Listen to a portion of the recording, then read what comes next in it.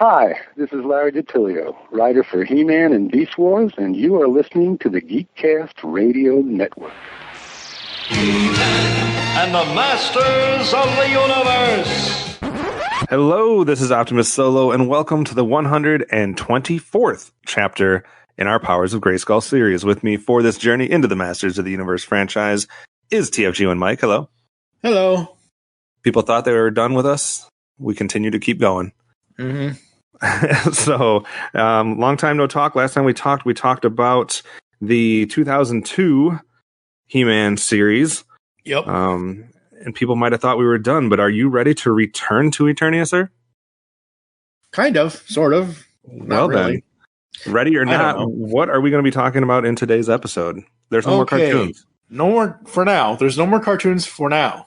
Now, right. We are transported back 34 years ago. Good Lord, world. I'm old.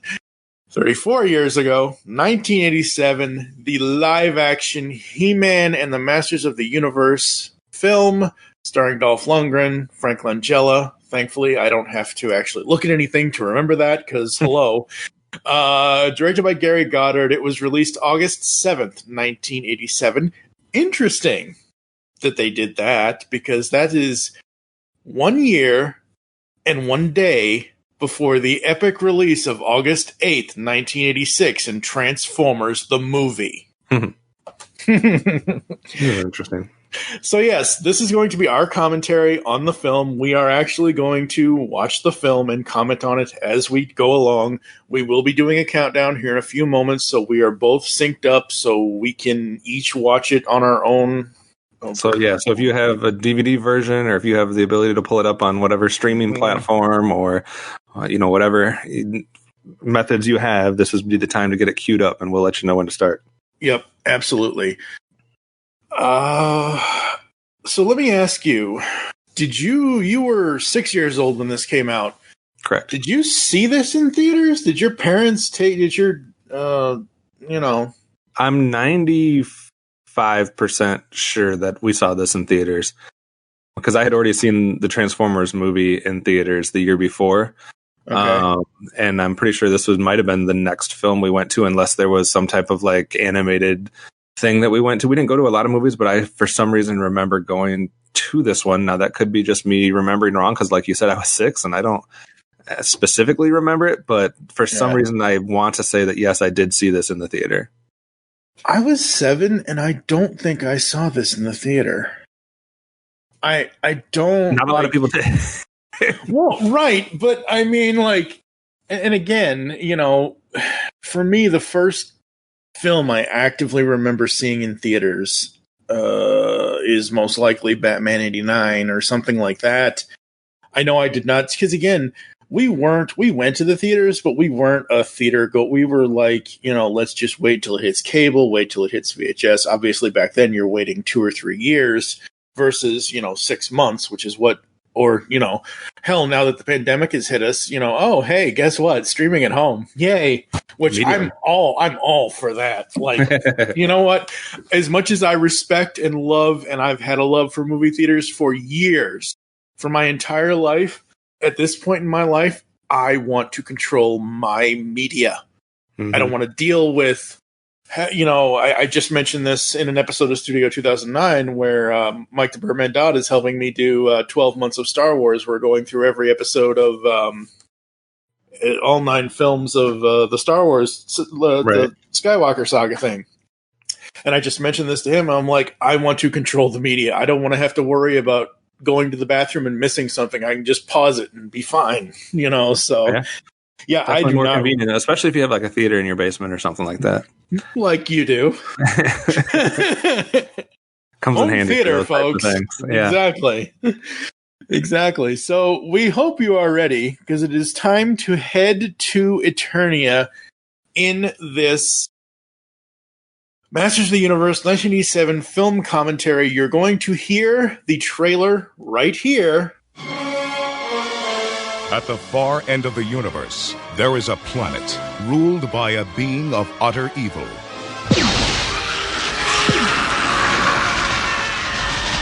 and there is only one man who dares challenge him. They are locked in a battle to the death. A battle that will take them across the heavens. Stop him! A battle that will finally be fought. I want them hunted down and brought to me! Across the face. Police! Nobody move! Of Earth.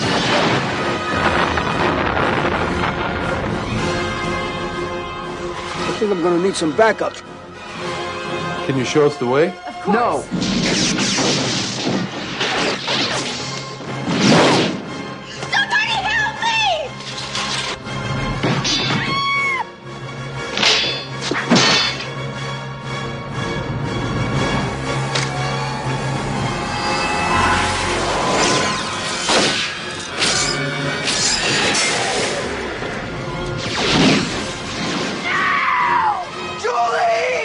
From a distant galaxy, they have come to Earth. Dolph Lundgren as He-Man, Frank Langella as Skeletor. Only they have the powers to be masters of the universe. Live the adventure.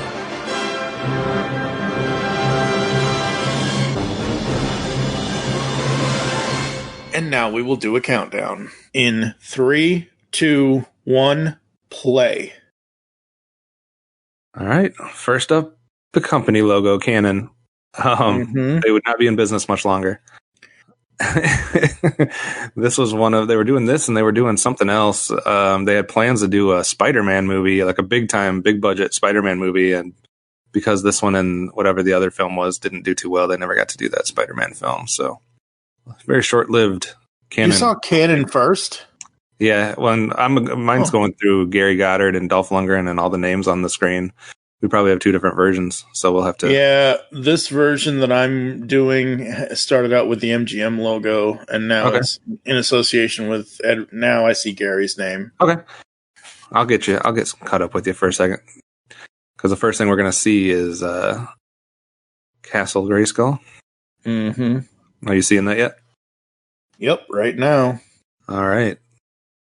Interesting thing about this set right here, it became the biggest set ever used within the last 40 years in a movie. They took two sound stages and broke the wall in the middle of it down so that it was two sound stages combined. So it's a very large set for some reason to capture that Castle Grayskull.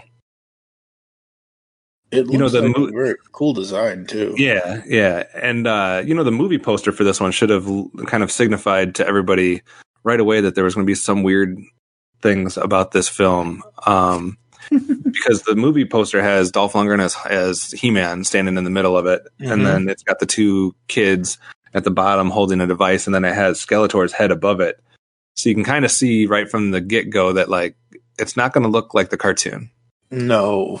Now they stated that they weren't trying to base this off of the cartoon. They were trying to base this off of the toy line.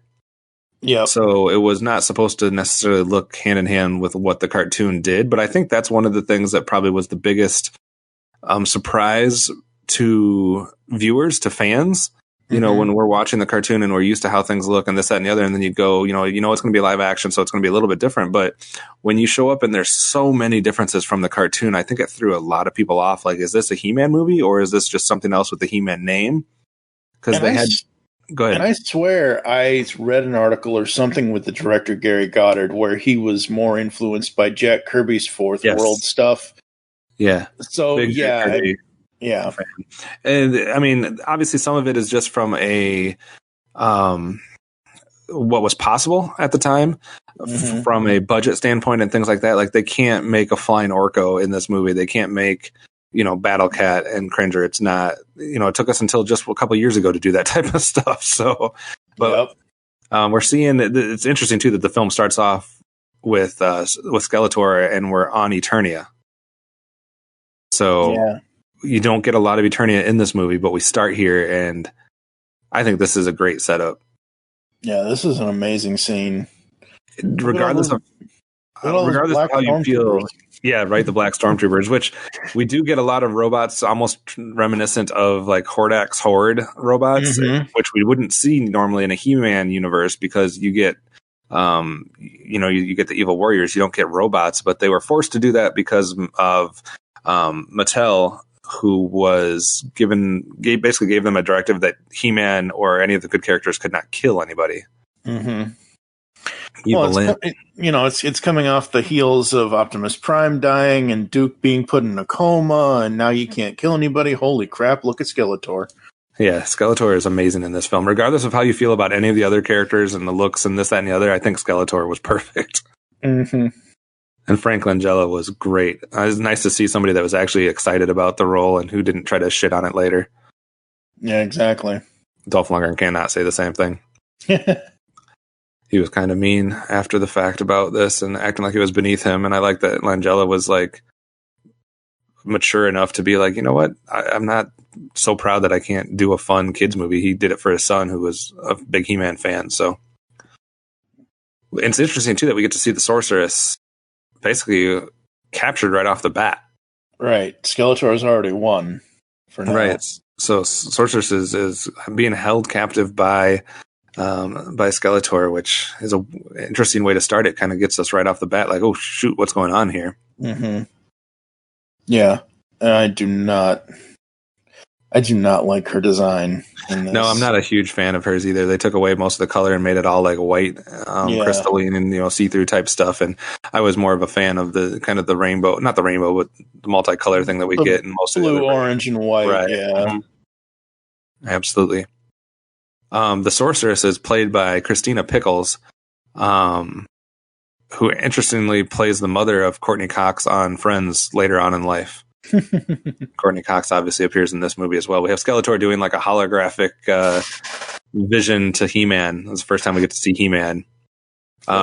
Interesting part about He-Man, I don't mind the outfit. I don't mind the look of him. I think Dolph Lundgren at the time was a good choice to play him. But interesting that we will see no Prince Adam in this movie.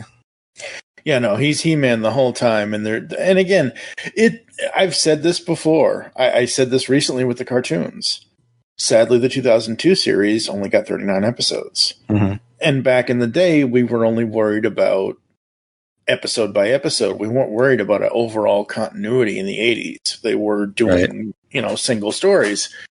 Comics is where they can flush all that out. It really, really is. And they have. DC has done an amazing job doing various Masters of the Universe comics for a while now.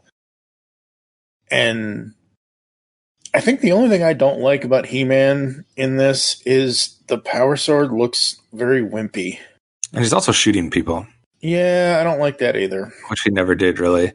It's interesting that we take one of the main things about He-Man, which is the transformation from Adam to He-Man and back and forth, and we just eliminate that from this whole show. We get to see Man-at-Arms and Teela in this sequence, which obviously they have a different look. Man-at-Arms, I mean, he's kind of close. He's still got the helmet. He's still got some of the armor and stuff like that. He's got the mustache. Yeah, so he looks close. Teela doesn't really look at all like Teela. I like this version better than the cartoon version, honestly. I don't know. Maybe it's just actress, but she doesn't come off as bitchy as Teela does in a lot of things. The other interesting thing about Dolph Lundgren, who's playing He-Man right here, is that obviously he's a Swedish actor, and they were very worried about his voice. So the original plan was to not have his voice be featured at all.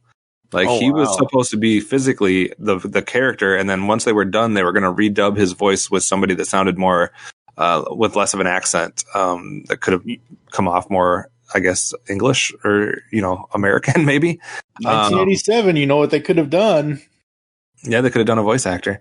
They could have just had John Irwin gone into a booth and read the lines, because I think if they went that route and John Irwin was see Gwildor for the first time here.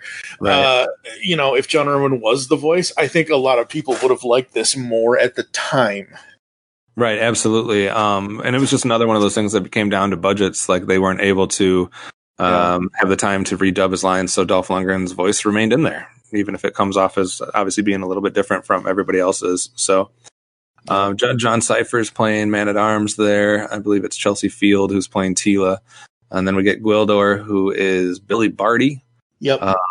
And obviously Gwildor is there instead of Orko, That is specifically like that was a choice. That's not just like another random character. That is a character that is mainly supposed to almost be taking Orko's role. Yeah. But they couldn't do Orko. He's very yogurt in my mind watching this again.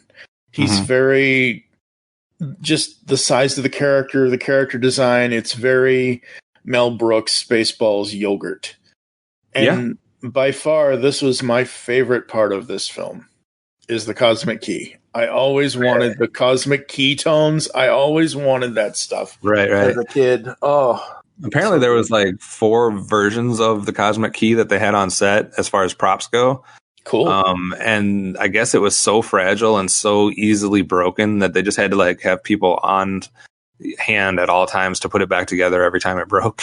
But I guess it was hard to keep together because of all the different parts and how it kind of like expands and different stuff like that. And then we get to see obviously right here.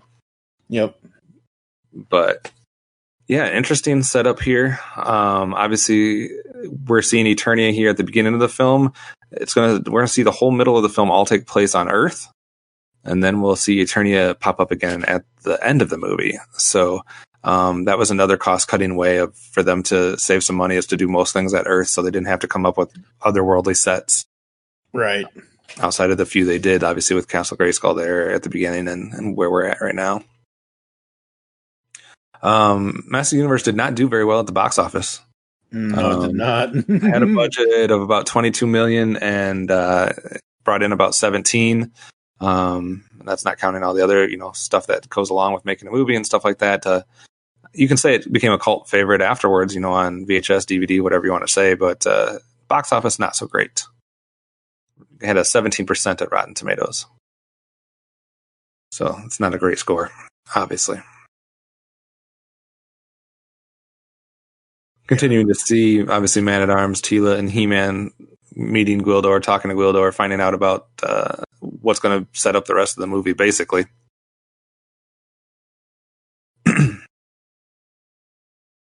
We got our first introduction to some more of the evil characters.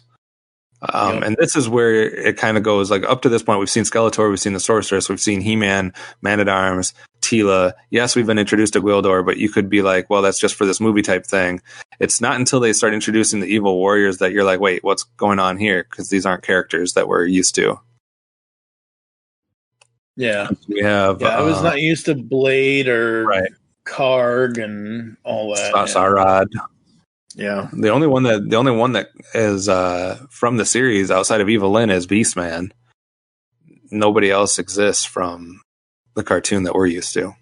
Yep. And of course we get robots like stormtroopers everywhere. Yeah. So obviously Skeletor and his minions have taken over much of Eternia and basically claimed victory. They got the Sorceress captured.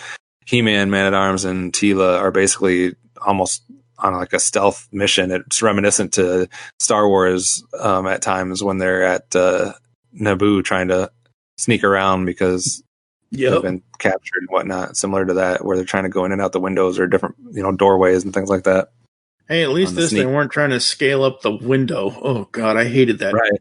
That scene in the movie. Good. Got the Olympic flame back there on fire there. The everlasting flame. Pretty sure that's the same one from the Olympics. No, I'm just kidding. Oh, Lord. I agree with you. I don't care for the Sorceress in this. She looks like a Christmas tree. She looks like a really, really poorly lit Christmas tree is what she looks like. Like one of those weird toppers on. Yeah. Like, I'm pretty sure you can buy her crown and put it on a Christmas tree and it would be the same purpose. Probably, most likely. They said they designed Castle Grayskull as kind of like the house of all power in Eternia, without trying to designate whether it was good power or bad power. So as we get to see different parts of Castle Grayskull, you'll see that like one level is more dedicated to like good, and then the other level has a lot more evil aspects because they were kind of saying, evil or the power doesn't know good or evil. It just exists. So that's why we get kind of a Grayskull that has multi dimensions to it. It looks differently. And obviously we get the appearance now of Evelyn and Skeletor back to confront. Yup. Evelyn's crazy. She's played by Meg Foster, I believe. Yep. And her eyes are very evil looking, and it's 100% natural. Like, she has these crazy eyes in real life that like look like they're a science fiction like effect, but it's just her eyes. I guess a lot of people thought for years that like she was using some type of weird contacts in this movie to make her look like more evil and more like sci-fi-ish, but those are her natural eyes. So when you get a chance to see them, definitely look at that. It's kind of interesting. And I guess her costume was so heavy. I want to say it was like 50 pounds or 45 pounds or something like that. And I guess it like left bruises like on her legs and her groin area and stuff like that. Yeah, after she would have to wear it. But she said it helped her kind of like stay in character because she was so restricted in her movements. And if you watch the movie, I'm going to have to watch carefully this time as we're watching the movie, because I read online that you're never going to see her sit because of her outfit. Right. Like, I don't think she has the capability of sitting down while wearing it. That wouldn't surprise me. Right. She didn't, because she's not the only one. Panzmar is the name of one of the other guys. I want to say it's Saurod, one of the other evil warriors. You'll never see him sit either. So some of these costumes are very restrictive. Oh, I don't doubt it. Most costumes in the 80s films were very restrictive. Right. I mean, again, briefly, because we just released the Batman 89. Well, we will release Batman 89 for Studio 2009. Keaton's first costume was, restrictive. I mean, you can even see it on Evelyn. That is just a massive piece of metal that she's wearing from basically her whole torso, chest, stomach, groin area. Yep. So this is where we're going to be leaving Eternia here shortly. So take in whatever you want to from the visuals here, because you're not going to get to see much more of it. No. Till the end. Yep. As we jump through the the time corridor. The corridor here. The time corridor. Oh, Lord. This is like one of the first times where it's looking a little cheesy. And I mean, obviously you're going to have the laser beams being shot that look obviously very 80s-ish, Star Wars-ish. But then when we have these people flying through the time corridor, it's like, ooh, okay, we'll just suspend reality for a little while here while we watch this. Yep. I did like the effect where they shoot the grapple back. Yeah, that was good. And grab the cosmic key. And Frank Langella is just so good with Skeletor. He is. His voice, his mannerisms, the way he's moving. I don't know what kind of stuff he has on his costume besides, the robe and the whatever else. But I don't know. I mean, he looks like he's moving fairly fine, and he looks like he's fine in that skull mask. Yeah. I could be completely incorrect in saying that, but I didn't read anything about him having any costume problems, really. It was mainly some of the other characters that did. Yeah. Oh, here they're flying back in, looking ridiculous. And now we're on Earth. Yep. So Gwildor can't swim, apparently. So this is like one of those fish out of water type situations. Literally. Yeah. Where we're gonna have all these characters on Earth and they know nothing about the customs. They're walking around in the medieval garb with swords and shit. So it's funny. So yeah, Gwildor definitely can't swim. No. So interesting too that we didn't get to see any other. They kept it very limited as far as the Masters that we see. The whole movie is titled Masters of the Universe, but we get to see 3 of them. Yeah. I mean, technically 4 if you count the sorceress, but she was never really. I mean, but yeah. I mean, I get that you're not going to be able to do Stratos and anybody that's flying, things of that nature. And a lot of the other Masters had different, gimmicky type of things. Like you're not going to have Mechanic, can't do the neck thing. You're not going to have Manny faces. Probably too hard to do the face thing. Ram Man you could probably have, but he would never be able to like ram anything. He would, but it would just like his Right. design. Yeah, his design. You would have to basically just copy the Filmation design and just have him run into stuff. It wouldn't. There would be no effect. There would be no bounce, which is crazy because look what Star Wars did almost 10 years before this. Right. You know, I mean, Star Wars did a whole lot of stuff, even though it doesn't, in the grand scheme of things nowadays. Star Wars, there's much more technology now, but like compare this to that, Star Wars did a hell of a lot more than what this movie did. Absolutely. So since they're trying to track the key and whatever else, and they haven't found it yet, I want to bring up the fact that La La Land Records in 2012 released a 2-disc score for this film. And sadly, it's now out of print. There's one copy available on Amazon for $50. Oof. Now, normally La La Land Records stuff ranges between 20 and, depending on what, like, I mean, a Lethal Weapon 4 CD, kind of, all 4 film kind of thing.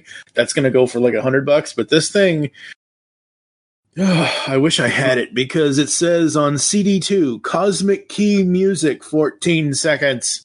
I'm like, oh, damn you. And I'm sure I can find it on YouTube or whatever, but it just, I need the music, man. Right. You were talking about Skeletor's costume and mask and different things like that. I didn't find anything that said that it was necessarily hard for him to wear. I did find an interesting piece of trivia, though, that Skeletor's mask found new life after this movie and appeared on the sets of Star Trek The Next Generation in 1987 and Star Trek Deep Space Nine 1993 as the face of a skull-faced alien that Lieutenant Worf often fights on the holodeck. So now I'm going to have to like find those episodes and like find Skeletor's mask and that. But we got our first look at the main human, one of the main humans that we're going to be following throughout the rest of this, which is, of course, none other than the main first appearance of Courtney Cox to the world. Yep. So the future friend star, Scream star, whatever else you want to say, basically got her first big movie right here. Mm-hmm. Ace Ventura. Yeah. This is probably this is the most I could put up with her because after this, I really didn't care for her and anything else. It's funny. I don't mind her as Melissa in Ace Ventura. She's the publicist or whatever she is. She could have been like a decent like April O'Neil or somebody like that, but I just did not like her on Friends. I don't like Friends in general. I don't like that. Days I don't like Friends. I've never liked Friends ever since the 90s. Ever since I was a kid in the 90s, I always found Seinfeld funnier. The only thing I really ever referenced Friends for is they went to a Hootie and the Blowfish concert. Cool. Yeah. I mean, I liked a lot of the other characters. I just didn't care for her. This Robbie's Ribs and Chicken. This restaurant here is that location is randomly and kind of weirdly, that is the place where Rodney King gets beat up in a couple years after this. Ooh. Yeah, that was where that happened, where he got abused. So just happens to be in the same building that was repurposed, obviously, for something else. And then we get her boyfriend, Kevin. You had to say his name, didn't you? Yeah. Well, his name is your name now. It's Kevin Corrigan, played by Robert Duncan McNeil. Yep. He was on. He was also in a Star Trek Voyager. Was one of his best known roles, Lieutenant Tom Paris. Interesting. For anybody that's a Star Trek fan, that's where you would mainly see him way later on in life. So yeah, we get the interesting aspects. Obviously, if you're listening to this with audio, you'd be picking up a lot of the kind of the fish out of water stuff that we were talking about before, where they're coming across things that are not familiar to them. Like we already saw the cow. And we're going to see, different things like that where they're just like, they don't quite understand what it is, what to do about it, how to act, things like that.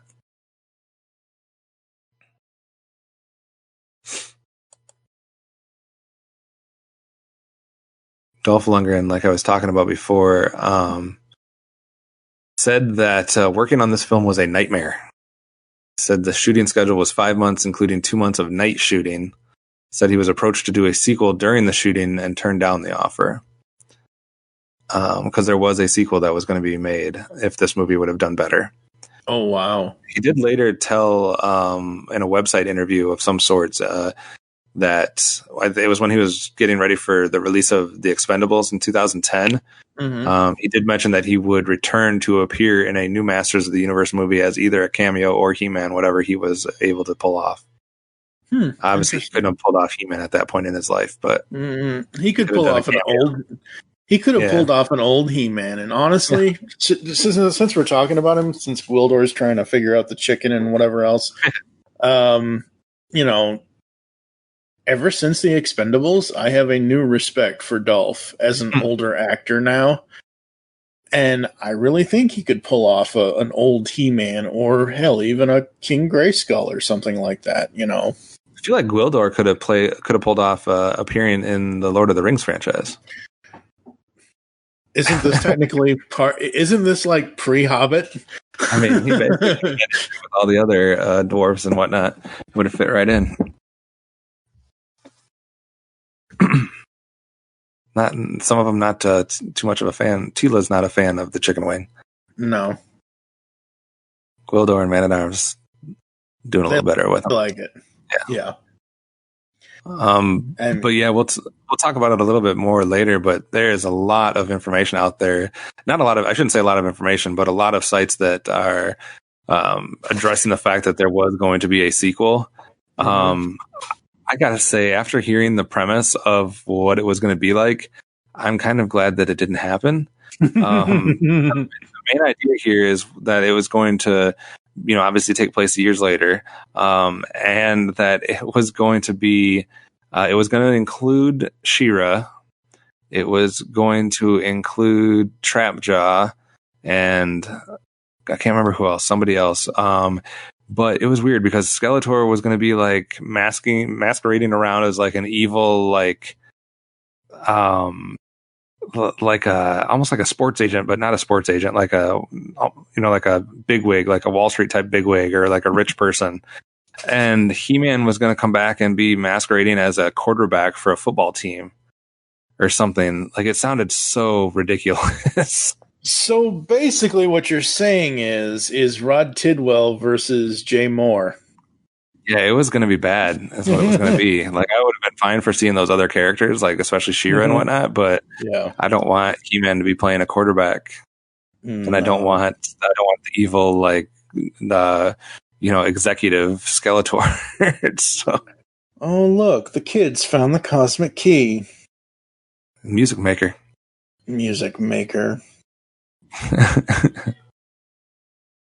What would you do if you found something like that and you're holding it in your hand and it's lighting up like that?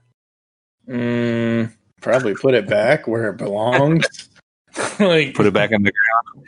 Yeah, just. I guarantee I'm not going to start hitting buttons. I don't think. I'd be afraid that it was going to like explode or something if I hit something.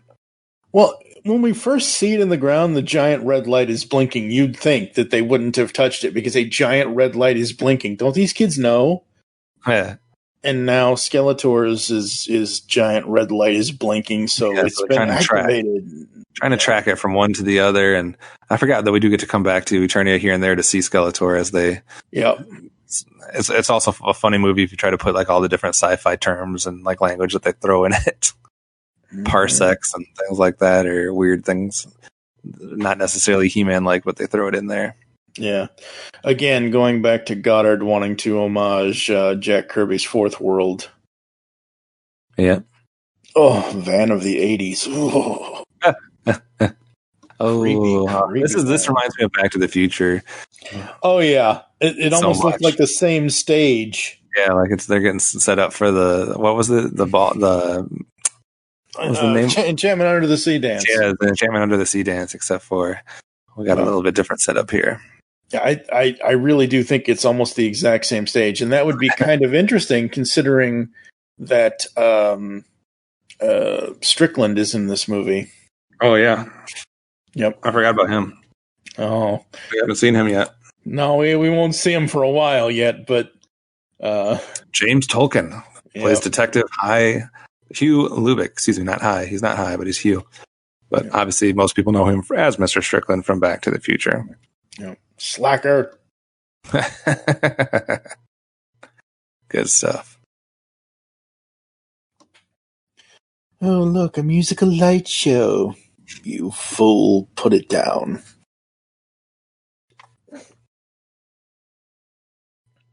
And there's also this part not this part specifically, where they're on Eternia looking for the cosmic key. I like that effect, though, even though it's a very cheap effect. I love the spatial effect of how they're trying to track the planet, kind of thing. Yeah, but that is decent.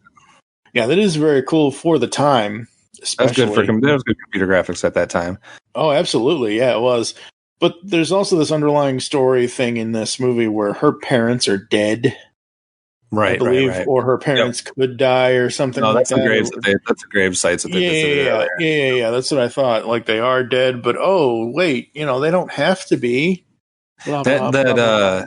We see a couple of the people that they got here. We got Beastman and Karg and Sarad and Blade and whatnot. I think it was Karg, or whichever one is the lizard type guy that you see his neck like inflate and like go back and forth. He has a straw of some sort that is connected to his mouth that he can inflate and deflate that while he's in this costume. So Beastman being the only one that we get from the old one. Show. Yep. Blade was the one that always was like, I don't know. That was the one that I found intriguing or interesting or awesome as a kid. Obviously, Karg and Sarad or whatever are freaky looking, so I wasn't drawn to them. But I remember thinking Blade was kind of badass. He was one that also had a very restrictive costume, and at one point he had a lot more blades to it. It was covering a lot more of his body. But in order for him not to basically overheat and whatnot, they had to remove parts of it so that his arms were free, so that he could breathe a little bit easier. Wow. But yeah, he had like these huge like metal pieces that were covering his whole body at one point. And then they wanted him to be in all kinds of makeup, which he didn't want to do. So he like negotiated with them and said, what if I just shave my head instead? And I guess they said that was good enough. So that's why he's bald in this.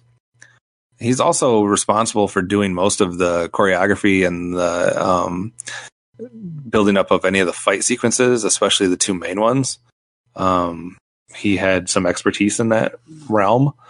So he wasn't just acting in this movie, but he was also choreographing a lot of the action sequences because he is known as not only an actor, but a stuntman and a fight choreographer. Very cool. Very cool. Yeah, he was known for his roles in Highlander, the series. Is where he did some stuff in some of the Indiana Jones. He taught Michelle Pfeiffer how to use a bullwhip for her role as Catwoman. So he had a lot of experiences with fight choreography, stunt work, and things like that. So he played a huge part in this film. Obviously, we have the evil warriors now being assembled, sent to Earth. Yep. And they're trying to scare Courtney Cox Scream style. Janitor. Janitors always get the shaft. Yep.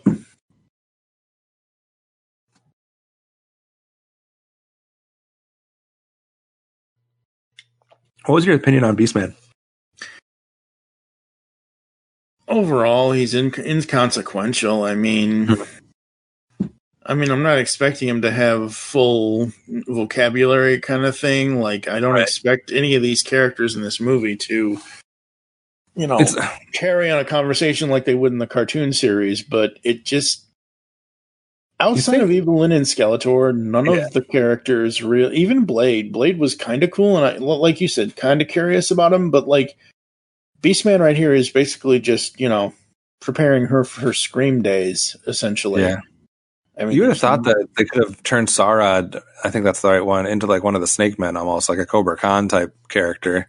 Yeah. And you would think Beastman would not have been the go-to guy to recreate if they were going to create anybody. I would have thought like Triclops maybe could have been more easily done than Beastman. Like, yeah. They didn't do terrible with Beastman. I mean, he doesn't look super cheesy. No, but at the same time, he doesn't. He does less here than he does in the actual cartoon series. I mean, right. That's the only thing. Like, again, these evil warriors are not here for their, I don't want to say intelligence, but You know, they're basically here for fodder, and the core of the movie is Skeletor, Evelyn, and He-Man. Right. At first, I didn't know if Karg, I think that's the one. Is Karg the one with the white hair? Yep. At first, I didn't know if that was a male or a female character. Because the hair makes it almost look feminine. Mm-hmm. But it's Courtney Cox just running through like a... What is this, like a warehouse type situation? Yeah, it's some sort of dock or waterfront. Not necessarily the best place to be when you're trying to run away from these guys, I don't think. Yeah, no. I guess there's a lot of places to hide, but you usually want to go around people. Yeah, it's some sort of warehouse district or something. Right. Oh, of course, she runs right into He-Man's arms. Mm-hmm. She's freaked out because he also looks like an alien. But don't worry, I'm going to talk to you in sweet Swedish accents, and you're going to be feeling comfortable. And, of course, the standard male-female pickup, Yeah. Look in there. I love how Karg just, like, makes the stormtroopers, like, look in random boxes. I'm just going to call them stormtroopers or horde troopers. I don't know. Oh, yeah. Whatever they are. Hell, at this point, we could call them dark troopers. That's true. Very true. It's just interesting when, thinking back to the first time you ever watched this movie, it's definitely at this point that you're almost having a battle within yourself on if this is a He-Man movie or not. You know what I mean? Like, They're on Earth. We have humans. We have random characters that we don't know who they are. We have He-Man, though, and we have a couple other characters. So it's like, you're just not quite sure what to make of it, I don't think, at this point. I don't know. We're used to, as children of the 80s, we're used to watching things like, Turtles or Transformers or whatever series you want that always were throwing like the human characters like as a kid. Mm-hmm. Like it'd be like, oh, here's a bunch of robots and we're going to give you one human character that's also young, a child of some sort. And they did that in a lot of series, even like series that weren't all aliens or robots, like, look at Mask or something like that. You still got the kid character. That was like, oh, this is what the kids have to relate to. This is how, so they can see themselves in the story and whatnot. Mm-hmm. And it's weird because this movie isn't quite doing that. They're not giving us kid, but they're giving us like young people that are humans almost in the same manner that you would see that in a cartoon. You know what I mean? Like, It's like, here's the people you're supposed to relate to. Yeah. Here's one of the fights we get with Blade and He-Man that is obviously choreographed by Blade. Yep. With swords and different things, and not too bad of action sequences here. No, it's a good action sequence. I still think He-Man's sword looks wimpy as hell, though. Right. Oh, that was a creepy shot with Karg in the background behind Courtney Cox. Yeah, grabbing her. Yep. Oh. It was like a scene before that, though, like a sequence before that. They showed him like in the background, and you didn't necessarily see it at first. It was like, oh, he's just hiding back there like a creeper. Mm-hmm. He-Man throwing some people around. More red laser, blue laser. Yeah. Shooting a beast man. Mm-hmm. So that's our first interaction. The He-Man, and everybody knows that the evil warriors are on Earth with them. Mm-hmm. So we have that as a dilemma.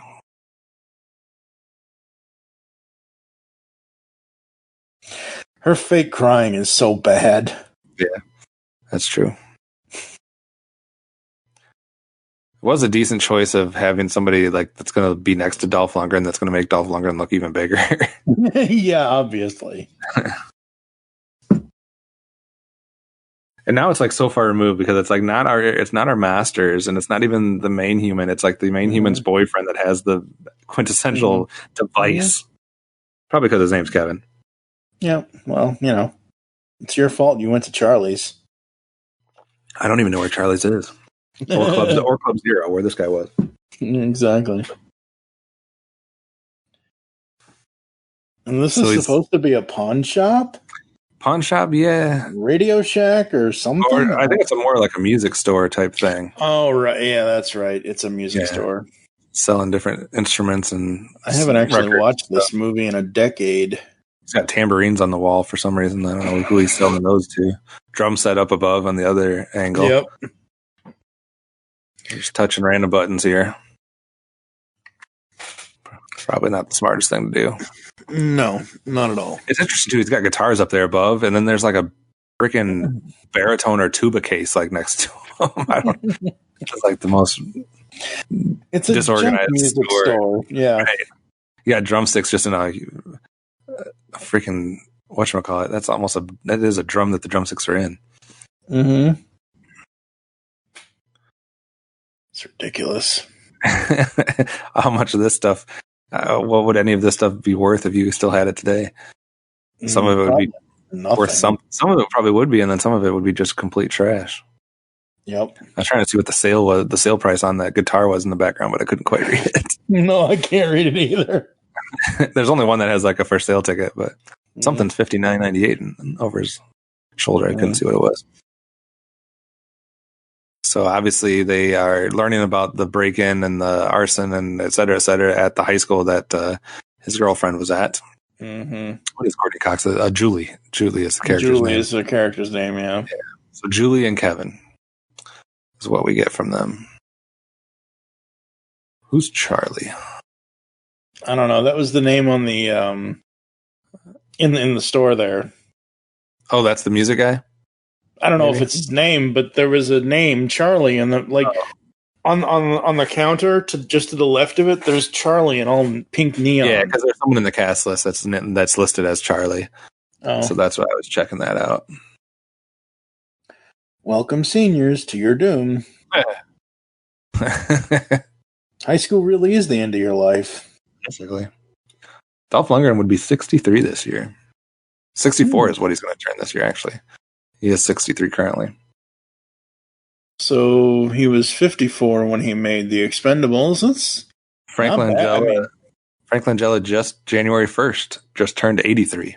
Yep. It's funny, when The Americans was still on FX before it, ended its run. This is a spy thriller show on FX networks. He actually has a role on there, and I'm like, oh, it's so weird seeing Frank Langella without his Skeletor mask on. James Tolkien, Detective Lubick, that we see right here, he actually will turn 90 this year. 90. And he looks the same now as he did 3 years ago. Billy Barty is no longer with us. He died in the year 2000. I think almost everybody else, I'm just kind of going through, I think everybody else is still alive of the main cast, which is interesting. A lot of times when we review stuff like this, a lot of people are no longer with us. We do have a lot of people that are 70 or 80 or 90, but I'm not finding anybody besides Billy Barty that's passed on. And it's funny because Lubick had a good 3-year run of films in the 80s. I don't know what he had in 84 or earlier, but from 85 to 87, Back to the Future, 86 he had Top Gun, Maverick, Top Gun, and then he's got this, and then he shows up obviously later in Back to the Future 2 and 3. Right. He was in one scene. Yeah, for sure. And then obviously he actually played Numbers in Dick Tracy. That's right. So he had an appearance in Dick Tracy as well. After that, I think it was mostly TV. Probably. He did appear a couple of years back in a movie called Bone Tomahawk in 2015, which I saw. I'm going to have to look back to see who he played in that. But he's been around for a while. He was in Serpico in 1973. I haven't seen it, but I've heard a lot of things about that movie. The Amityville Horror. Another one that I have not seen. Been around for a while. His first movie was 1960. Yep. His first TV appearance, 1960. His last Naked City. Yep. He has not appeared in anything since 2015. I'm assuming that's because he's retired since he's 90 years old. Probably. Yeah.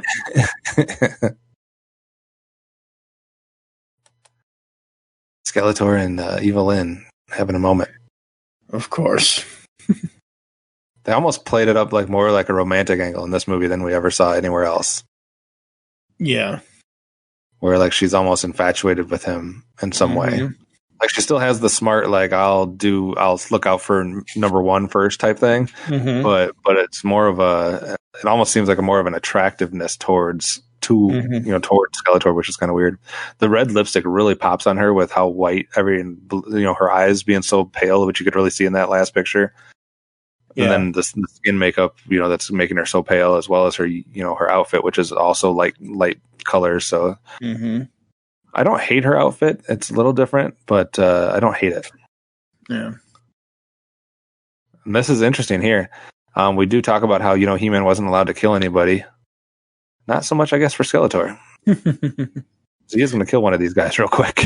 Well, he is the villain, And it was surprising. I remember being surprised the first time I saw this, whether it was in the theater or not, that it seems like it was somewhat early in the movie where Skeletor just like takes somebody out, but it's a good way of really showing his strength right out and his evilness right off the bat. Absolutely, yeah. Beastman looks like he had a better day. Mm-hmm. Oh, here we go. Yep. Skeletor looking like he's not happy with things. His nose is so creepy. Yeah, it is. Because again, it's a mask over a human I am not face. in the giving pain this day. What's a great line from Skeletor? Yeah, it is. That is actually straight out of Shakespeare. It's a copy from a line from one of Shakespeare's plays. I'm not in the giving mood this day. So it's kind of an interesting ode to Shakespeare, I guess. But so much for Sarad. Yep. He was useless anyway. I guess Sarad really enjoyed working with Frank Langella, even though he kills him in the scene. Because I guess when in costume, like we talked about with Evil Lynn, he can't sit anywhere.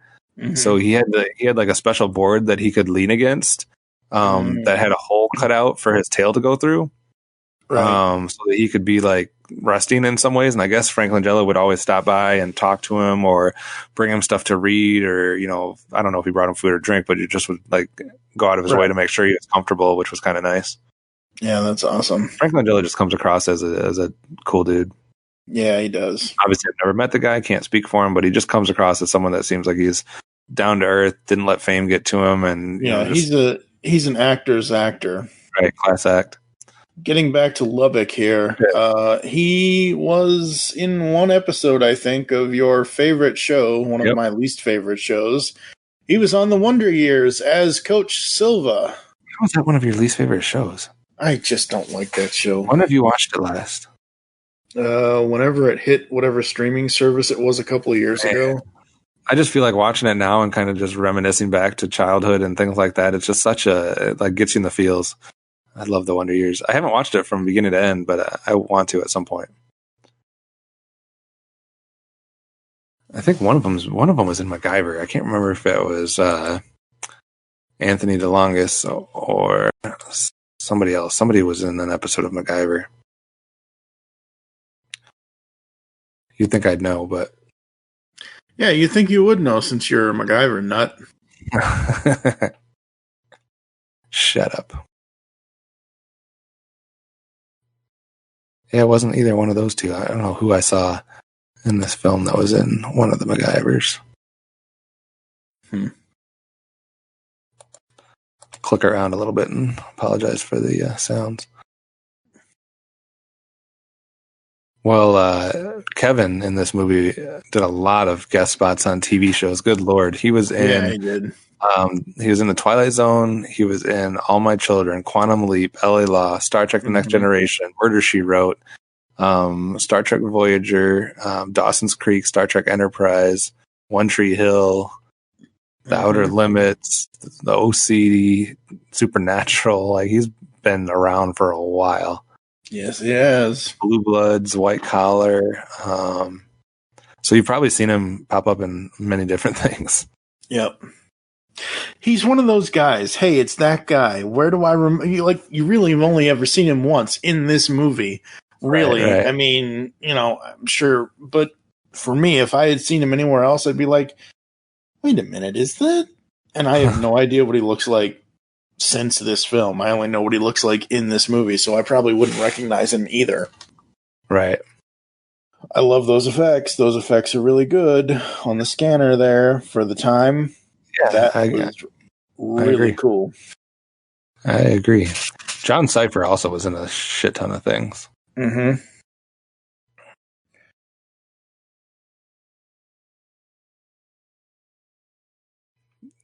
Robert Towers was in nothing. This is the guy that plays Karg. Plays Karg, yeah. Yeah, he had 4 film roles. One of them was just additional voices on Rockin' with Judy Jetson. He's been in 2 video games, and he was 4 different animated roles and 6 television roles. Wow. So Lubbock is going crazy over here because the key activated, and he's like, "Oh, this is nuts! I'm going to pull a Kevin McAllister before Kevin McAllister did it."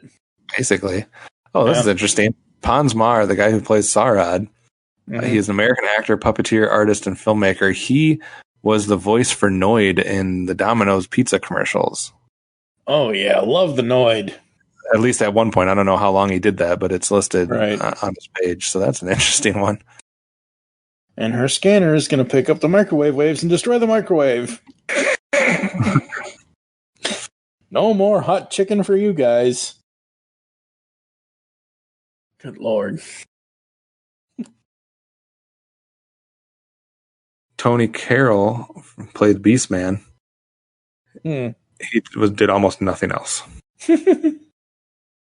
It's you know it's funny. You get some of these movies that want to cast unknowns or whatever, right. And sometimes the unknown, like Christopher Reeve, he was virtually unknown at the time.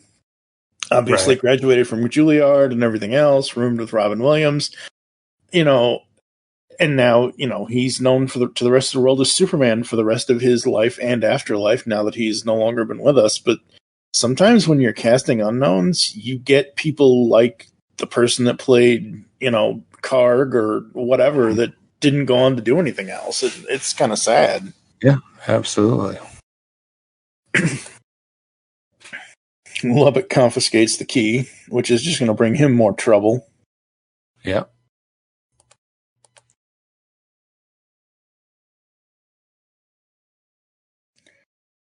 Oh, Kevin. Why do you have to be so stupid, Kevin? I mean... And that pink car, come on. Jesus. That's when you know you're confident in your manhood. Mm-hmm. Ah! Blow the door off it. Get out of here! Jeez. Oh, Lord. Yeah, we got another showdown here with the Evil Warriors. And Beastman, yep. Going against Kevin. He should just be dead at this point, really. I mean, going up against a monster like that, yeah, he should just be dead. Yeah, we shouldn't have seen him again. Yeah, that codpiece she's wearing, she should not be wearing. I definitely wanted to accentuate her chest. Oh no, I'm not talking about the upper. I noticed the lower part more than I noticed the. I'm like, ugh, that doesn't look right at all. Oh. Man, you just got turned into a dog. The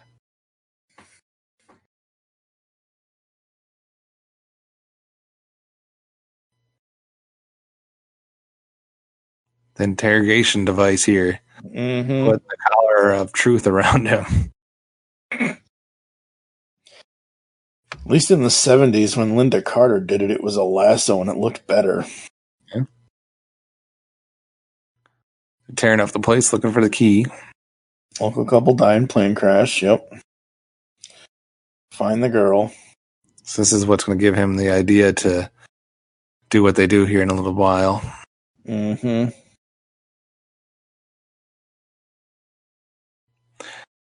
I do like Blade's design. I like his eye thing. I like his whole chin thing, whatever. Right. Some critical responses. The Rotten Tomatoes consensus reads, Masters of the Universe is a slapdash adaptation of the He-Man mythos that can't overcome its cynical lack of raison d'etre. I don't know what that means. No matter how admirably Frank Langella throws himself into the role of Skeletor. Variety said it's a Conan Star Wars hybrid ripoff that is a colossal bore. Guy from the New York Times said if you like the toy, you'll love the movie. Okay, so it's funny you mentioned that, and they're going off to find them. And since you brought up the toys, actually, when was this? That's the pre-order which sold out. In 2011, when was this article written? I can't even tell. Basically, Masters of the Universe Classics, they did the William Stout collection. I've got a link here from Toy Arc that I'll put in the post of this episode for the podcast. But they show off images of the action figures from Masters of the Universe Classics. They have He-Man, regular Skeletor, Karg, and God Skeletor. And I'll send you off air Pixel Dan's video with these, and the action figures look a hell of a lot better than what the film does. The God Skeletor figure, it's pretty much ripped right off the screen. They all are, but it just looks so much cooler. I remember wanting I wanted the Blade figure and a couple other figures, but I never got my hands on them. Yeah. Those were from the original film. These are 4 figures that were done in Masters of the Universe Classics somewhere in the last 5, 6, 7 years. I forget when. And they're basically today's standard of action figure. And it's just 4 of them. 2 Skeletors, a Karg, and a He-Man. 1 Skeletor is regular Skeletor. 1 Skeletor is God Skeletor. The other film that they had put out, I just remembered it. The other film that this company was putting out at the same time, in Masters of the Universe, that they were hoping that would be a success was Superman: The Quest for Peace. I like that movie, actually. These two contributed to the closure of Canon Films. The sequel was going to be called Masters of the Universe 2 Cyborg. Like I said, the script followed He-Man, who returned to Earth to battle Skeletor, who had left Earth as a post-apocalyptic wasteland. The film was to feature Trapjaw and She-Ra, but they had to recast somebody as He-Man, and that was going to be Laird Hamilton. Oh, interesting. So he was going to be playing He-Man in the sequel. Look at Gwildor. Gwildor's an idiot. Speaking of which, Billy Barty received a Golden Raspberry Award nomination for Worst Supporting Actor for this film. He didn't win it. He's not the worst out of this movie, though.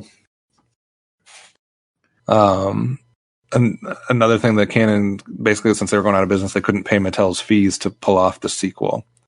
And it says the only aspect known about the sequel screenplay was that He-Man would have returned to Earth disguised as a professional quarterback.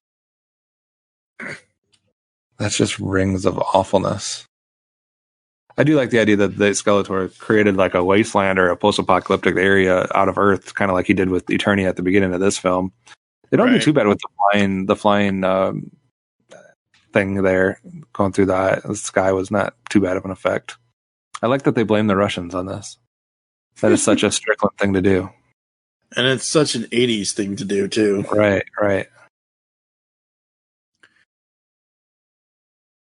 We have He-Man showing up in the pink car, driving it. Apparently he's learned how to drive in the course of the movie. He's coming into Charlie's store to get this cosmic key, but not before Detective Lubbock has a word with him. Mm-hmm. Yeah, I could not see Laird Hamilton as He-Man. The only person I can see as He-Man, I'll stick to it until my dying day, is Chris Hemsworth. No. Perfect body for it. No, maybe, but he's a horrible actor for it. No. Oh, he's a good actor. No. Thor is He-Man. No. Yeah, the only...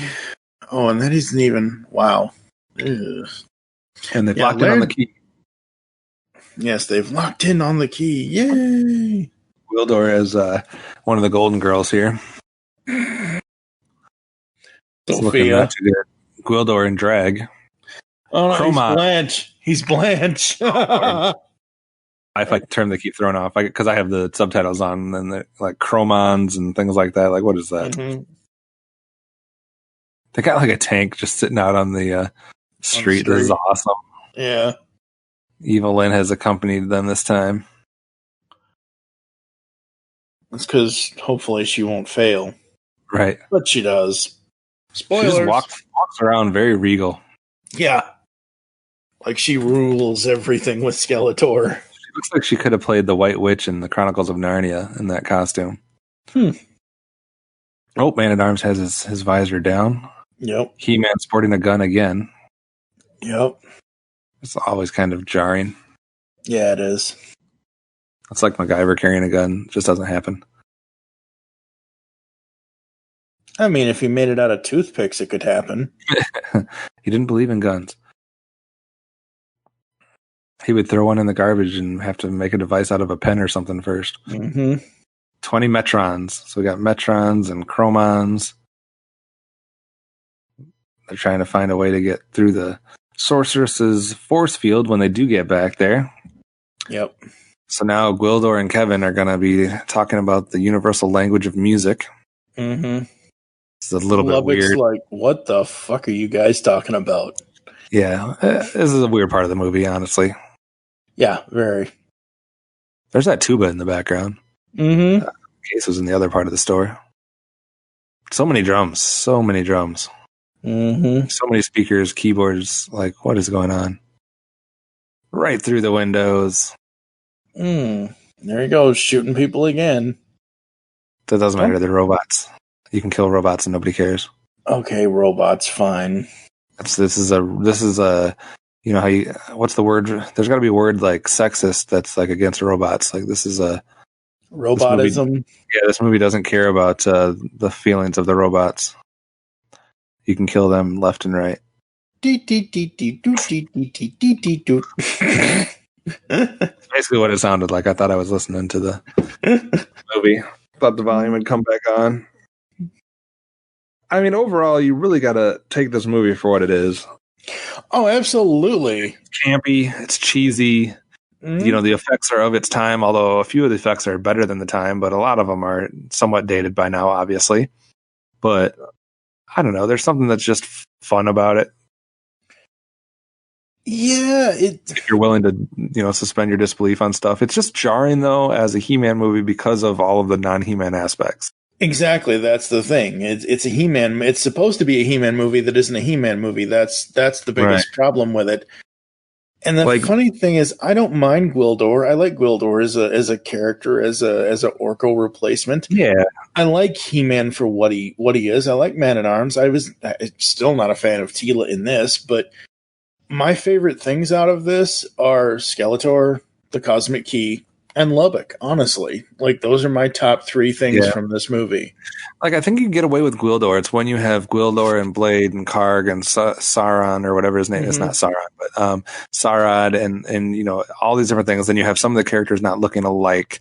And then you have most of it taking place on Earth. And then you have robot armies. And then you have He-Man shooting people. Like, there's so many things that are disconnected from the universe that we have learned about in the previous, you know, X number of years, that it was just jarring to watch as, like, I don't know, like that would be like a Transformers movie and it had Optimus Prime and Megatron and then all the other characters were new to that movie. Like you'd be like, oh, and they weren't even like the same, like, I don't know, maybe Transformers isn't a good example, but that's one thing Michael Bay did get right, is he let them do the character names and the Bumblebees and the this, and Hasbro probably told him that. But, and again, who knows what was told to these filmmakers from Mattel at the time, other than the fact that He-Man doesn't kill people or whatever kind of thing. Yet here he is with a gun shooting at robots. Very true. I mean, if you're going to do the whole Batman rule of this character doesn't kill, you should not be giving him a laser pistol. Sword fight, fine, whatever. He's not going to kill a character with a sword because he's fighting. Yeah, basically in the cartoon, the way they do it is he throws people or he, you know, punches somebody or something like that. Like he knocks them out. Like he comes. It's funny because they had this whole movie where they're like, you know, don't kill anybody, but then the cartoon did a better job of showing that because he never had a gun. Like he didn't even come close to doing something like that. This is an interesting part that we're kind of skipping past here, but Courtney Cox sees a vision of her mom out there and for some reason believes that is possible. While Lubbock and you fight over a gun. This is just a bad, like, I understand that you have a loss, like when you lose a parent. I've been there. And like, yeah, when I was 10, did I like picture like, oh, he's, my dad's just going to be back one day and it's going to be like a dream or something or whatever. Like you go through that type of thing, but she is a grown ass adult at this point, or at least a high schooler. Like you can't imagine that this is really your mom at this point. Yeah. Like you know that she's dead. And this is a creepy point in the movie too. Like this gives me the chills. This was some awesome special effects though. It gave me the chills just now, just even seeing it again, even though I already knew what was coming. Like she's her mom now, but as we know, she's actually Eva Lynn, which is one of the best things they did in the movie as far as recapturing like something that would have happened in the cartoon. Because that's something that we would have seen multiple times in the cartoon where somebody posed as somebody else, whether it was Skeletor, Eva Lynn, or whoever. Mm-hmm. As Lubbock and the two kids are fighting here, I almost forgot Lubbock was a cop in this. This music store got a lot of play. Yeah, now Gwildor's got a gun. Gwildor has the gun that was on the floor. They're acting like, he says they're acting like Torkdoms. I don't know what that is. Julie's coming back. My mom's here. She wants the thing and blah, blah, blah, blah, blah. And she runs out and gives like, number one, why would your mom be alive? Number two, why would your mom want this thing? Yep. Like, it's so bad. Dun, dun, dun. Like, this is Hot Rod bad right here. I'm just kidding. Eva Lynn scares the crap out. That was Courtney Cox's best acting moment, I think. Yep. The initial reaction where she's just screaming. Mm-hmm. And Eva Lynn pulls off without ever having to like lift a finger, pulls off the feat that they were trying to do. Mm-hmm. So she comes across as a pretty competent bad guy. Absolutely. Records 99 cents. You can get those records for 99 cents. Seems expensive for 1987. Well, one of the price tags was $4.99, and then the rest said 99 cents. Yeah. Here's more red laser, blue laser. I think there was a green one in there too. Yeah, there was earlier. Yeah. Oh, red and green laser, great. That time we didn't get any blue. Something was off in the coloring. So much fire everywhere. It's laying waste. It's a teenage wasteland. Oh, we're looking for more guns. More guns. This movie had more guns in the entirety than the whole series did in 130 episodes. Mm-hmm. Pretty much, yeah. Because I don't even know if the series ever had a gun, did it? I mean, Man-at-Arms had blasters and things, and some of the vehicles had guns on them, but actual like revolvers and shotguns and things like that, no. I mean, I guess it's set in Earth, so what kind of weapons are going to be in existence on Earth? Exactly, yeah. It's just weird that so many characters are brandishing them. I'm surprised he's still alive. That's pure Strickland right there. Mm-hmm. Yep. Get off my lawn. That's literally what every time somebody uses that phrase, like an old person like saying get off my lawn, I think of his character. And Back to the Future. Yep. You slackers. Mm-hmm. It's an interesting version of a Sky Sled. Obviously, yeah. It's a much bigger vehicle that we're using. Evelyn's caressing the cosmic key, obviously having thoughts of what she can do with its power, maybe. Mm-hmm. He-Man's going out in the streets. Oh, someone's opening a door. Mm-hmm. Here comes Skeletor. Dun, dun, dun. By the sorceress. That's a phrase. And here comes the Skeletor on Earth. Hell on Earth. I do like the army shot, though. Like, it makes it look okay. The fact that they've been using almost every scene, though, is a little bit off-putting. Well, true, but I mean... If they would have waited until this scene and had them all march in with Skeletor, that would have been a lot better. And they got the hoverboards. Yep. Maybe not the greatest effects, but it's okay. At least they ain't pink. Skeletor looks badass when he comes in here, though. Mm-hmm. He does. So great. Mm-hmm. I I like the things that they did at the end of his gloves, like the fingertips. Yeah, that is so cool. That made him look badass. This vehicle looks somewhat badass. It's almost Darth Vader-esque. Oh, yeah. What's all this? It looks like Darth Vader's bathroom. I like the fact that he's so elevated, like he's so high off the ground. Oh, yeah. Makes it look cool. And then he's got like gunners to the sides of him. Offset. Yeah, everything to do with Skeletor in this film is amazing.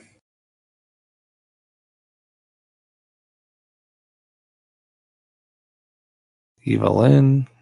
Mm-hmm. Channeling her evilness. Yep. I have the key, my lord. He wants to know about He-Man. Evelyn says that he eluded them. That obviously does not make Skeletor happy. Air Centurions find him. And interesting that a year later there would be a cartoon called Centurions. Mm-hmm. Or later that year, maybe even. I don't remember if they started in 87 or not. Air Centurions. This is a weird aspect visually, though. Some of this I remember looking a little cheesy even back then. Oh, yeah. It's all very cheesy. So he shot that person. Was the Air Centurion a robot, too? Probably. I would hope so, considering He-Man's not supposed to kill anybody. Right? This is like one of our climactic showdowns on Earth here. Yes, it is. Centurion's cartoon debuted in... Oh, I guess it was in 1986, so it came beforehand. Came beforehand, yeah, so this is a reference to it. That's what I figured. I remember Centurions was before this.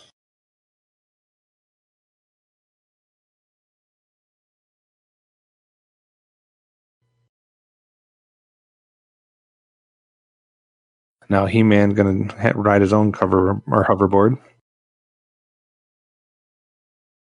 There he goes.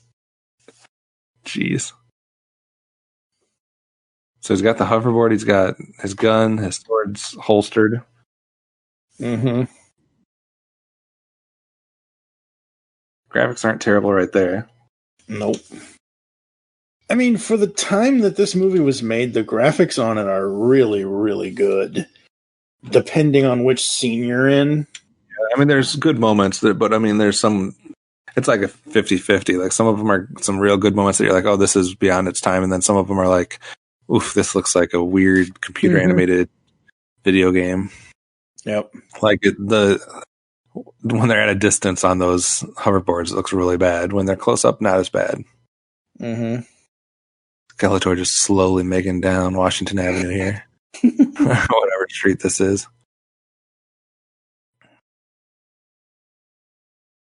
He-Man trying to find somewhere to stick his grapple. That's the wrong place. And, his shoulder got shot off. Oh. There you go. Red laser actually hit somebody. Wow. That must be a first. Yeah, I know. You could probably record that down in history. How many times that's been successful. Mm-hmm. He-Man doing a loop-de-loop. This is like the scene in Star Wars and the Force of Endor. Mm-hmm. When they're trying to... on their scout bikes. Yep, there's a lot of copying from a lot of homaging, copying, whatever you want to call it, from other things. And yeah, this is very Moons of Endor type scene here. First, I didn't think that guy realized he was right behind him, but yeah, really. It's also funny because we have Gwildor that's doing most of the work with like the Cosmic Key and the different devices, where normally Man-at-Arms would be that person. Mm-hmm. So it's kind of interesting in that respect. Well, you got to give Bearded Orko something to do in this movie besides eat chicken. I mean, dressed in drag. Oh, Skeletor just coming up like a creep right here. That's such a good scene. Yeah, it is. Bye-bye. Force field. That's like so Emperor Palpatine. Oh, yeah, very much so. I know I'm making a lot of Star Wars references, but that's what I'm thinking of as I'm watching this now. Absolutely, because that's all you can think about. Like, you think you have him, and he just can be like, nope, I got a force field, bitches. Yeah. Throw down your weapons. And your other weapon. And your other weapon. Could have been a comedy sketch right there. Mm-hmm. You minute minion. Mm-hmm. That's what Skeletor called Gwildor. That's great. I would never knowingly serve the Lord of Snake Mountain. They originally wanted Snake Mountain in this, and they had the drawings of it and everything and all the concept art and the design, but then they weren't able to do it for budgetary reasons, unfortunately. Because that would have been cool to see. Mm. I guess they even had designs for like She-Ra for the sequel and different things like that. Like she would have been in a little bit of a different getup. So I don't know if I would have been for that.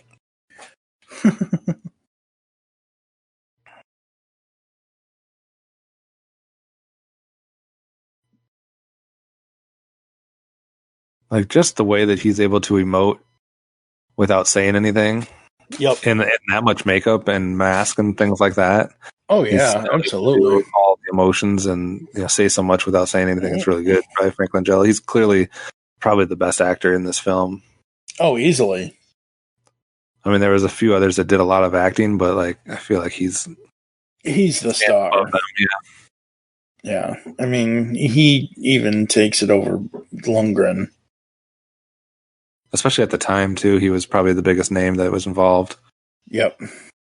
Because Dolph Lundgren hadn't done much at this point.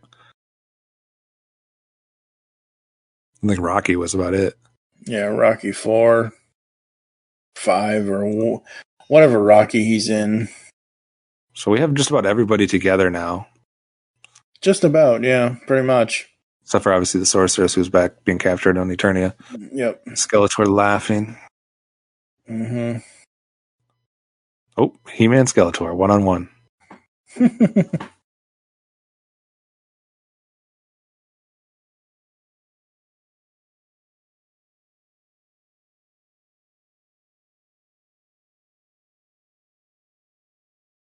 He wants He-Man to return to Eternia with him as his slave, mm-hmm.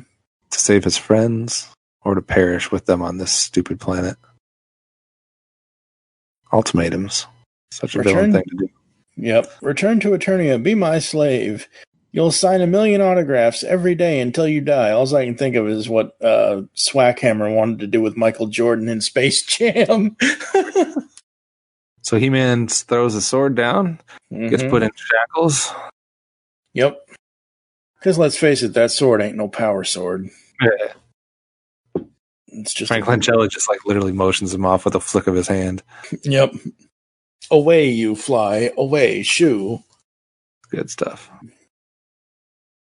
So that is our resolution, basically, of what's happening here on Earth, right? I mean, yeah, pretty much on Earth. They then go back to Eternia here in a few minutes. He-Man is my slave.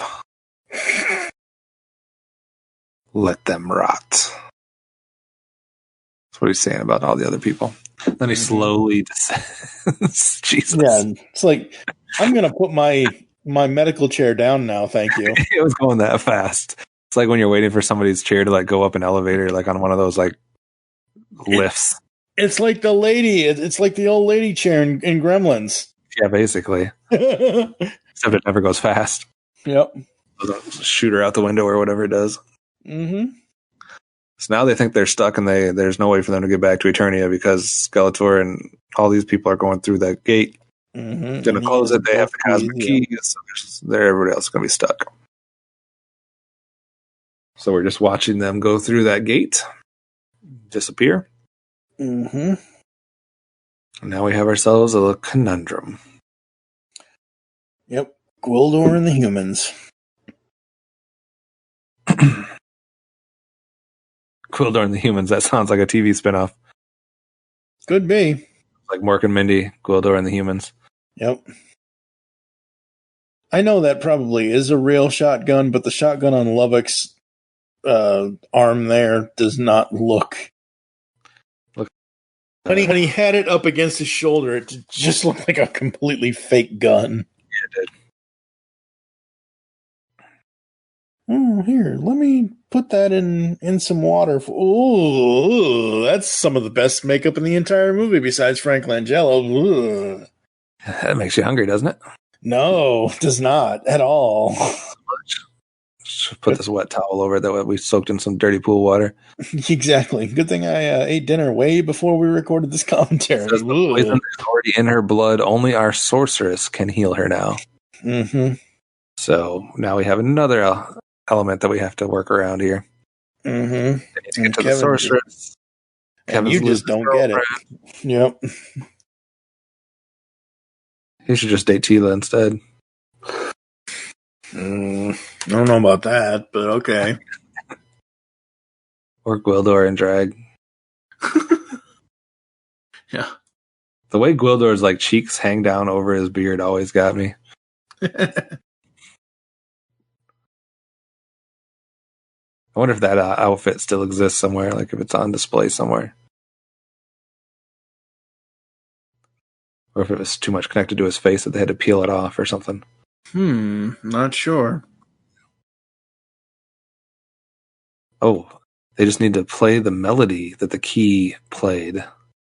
They don't need the cosmic key, they just need the music. Luckily, Kevin's a music guy. Yeah, luckily. This is great. Yeah, that effect was terrible, though. Yeah, instead of just having it blow up or whatever, she shoots it and then it cuts to a scene that doesn't have it in it anymore. Like a blip, like we didn't see that edit. Mm-hmm. This part has been edited. Ha ha ha! You'll never know what was actually here.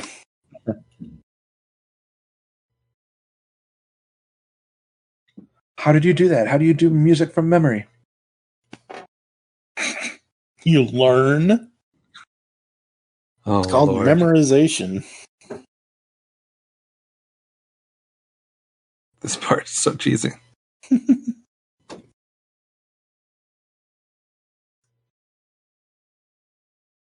It's like supposed to be this like epic like device that exists in.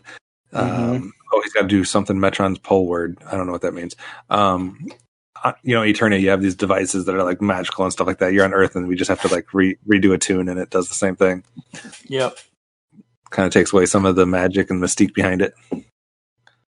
Well, it had to be simplified for the humans because they don't have the other device. We got at this point, you can't hear it obviously, but this is when Kevin tries to play it that he's not good enough to remember it 100% right. He's just a stupid keyboard person. There's a million people like me out in the world. I'm a nobody, blah, blah, blah. So now they have to like pump up his self-esteem and confidence back up. Yeah. Good Lord. This is like the PSA in the movie. Mm-hmm. Pretty much, yeah.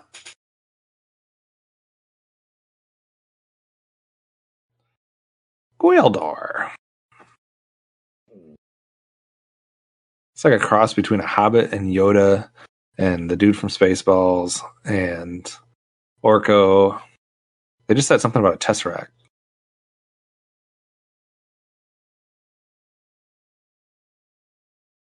I don't even see Orko in here. They got a Tesseract in here before it was known. They got an Octode Rectifier.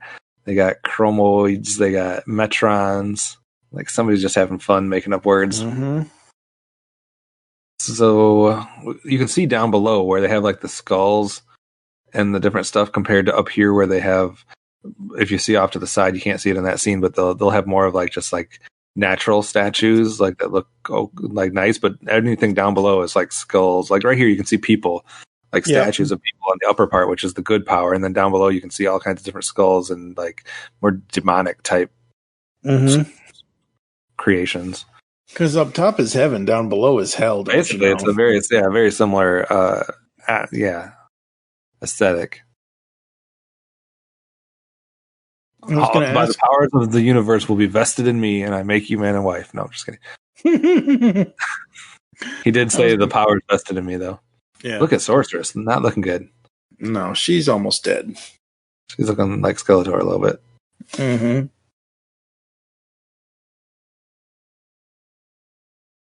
It's my destiny. It is my right. This is one of the better parts for Frank Langella when he has some of these like almost like monologues.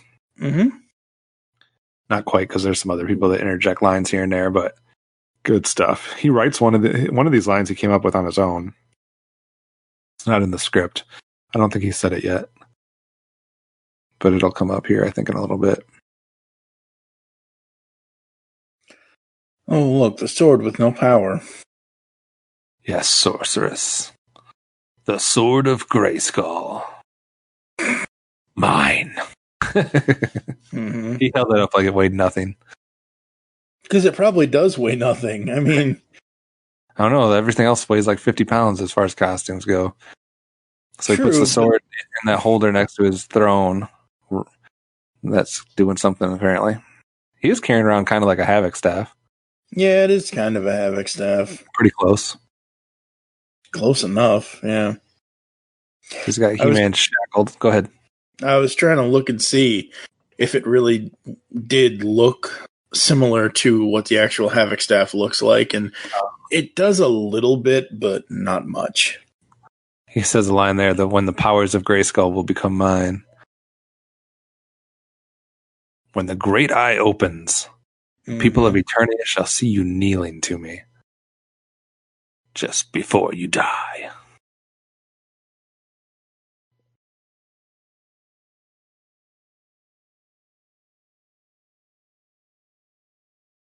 Such a good standoff between Skeletor and He-Man here. Mm-hmm. And what can he do? This is like the part when you're watching that as a movie where you're like, how does he... This is the red laser whip. Mm-hmm. You're like, how does he get out of this? He's shackled. Sorcerers can't help. He's got Skeletor, Evelyn, all the bad people. His friends are on Earth. Only person that can save him is Lubbock. Lord have mercy. Yeah, when when Principal Strickland is the only person that can save you, you're in trouble. I'm sure he was President Strickland in one timeline, at least.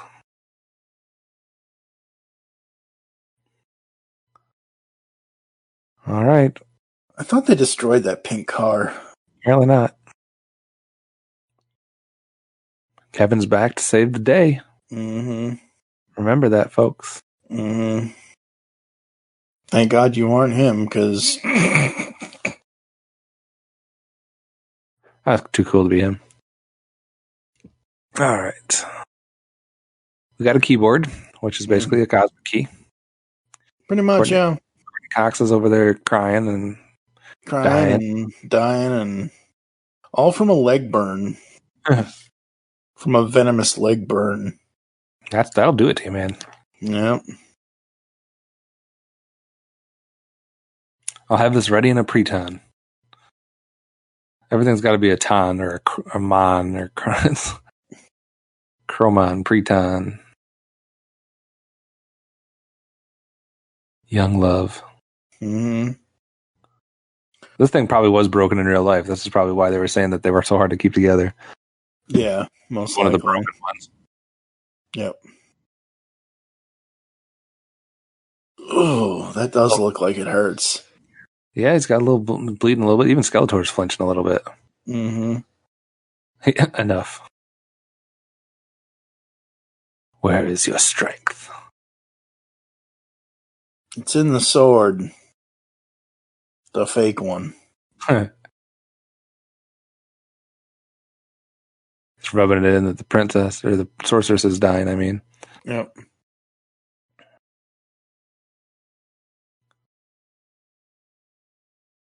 So much acting with his eyes. There's so much acting with his eyes, but the lights and the shadows in this scene on his face, oh, so good. Alpha and the Omega. It's always a good phrase.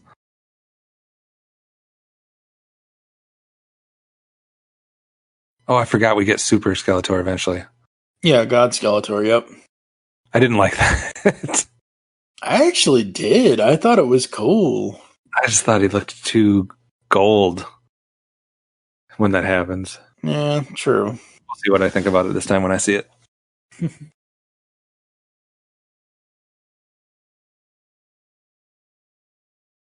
At least Super Skeletor is, or God Skeletor is more Langella than Super Shredder was just plain old Kevin Nash. Right?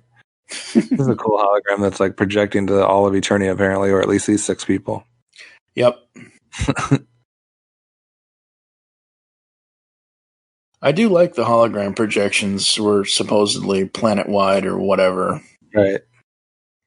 It's one way to have a PA system.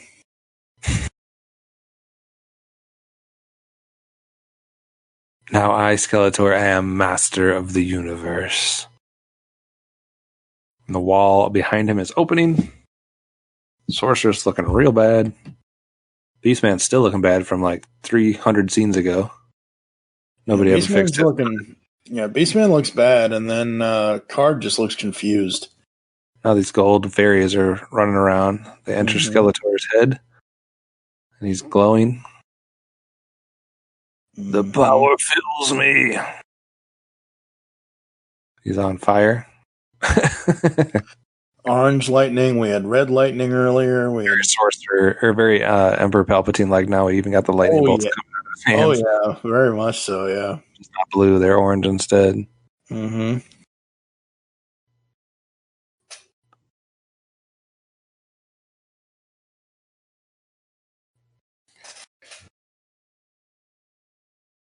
Unstoppable power. My friend's like, I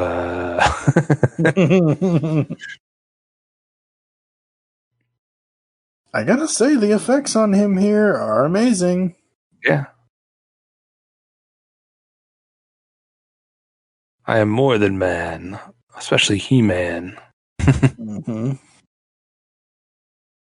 God. Ooh. I am God. Very bright. He should have been called Hook, not Karg. Yeah, he's got a hook for a hand. Evelyn's like the only one not flinching here. Yeah, because she knows what's coming. There's actually some moves that they end up not being able to do in this fight scene because of how tall his helmet is. Now he looks like a fucking Power Ranger. He doesn't look that bad. I'm glad you at least said that would be bad. That's what that reminded me of. That was like some type of get-up that you would see somebody on a Power Rangers TV show have. Well, some of those suits are really cool. Some of them are very bad. This one, I don't see it as bad. And again, once I show you the toy version of God Skeletor, I think you're going to come around to it.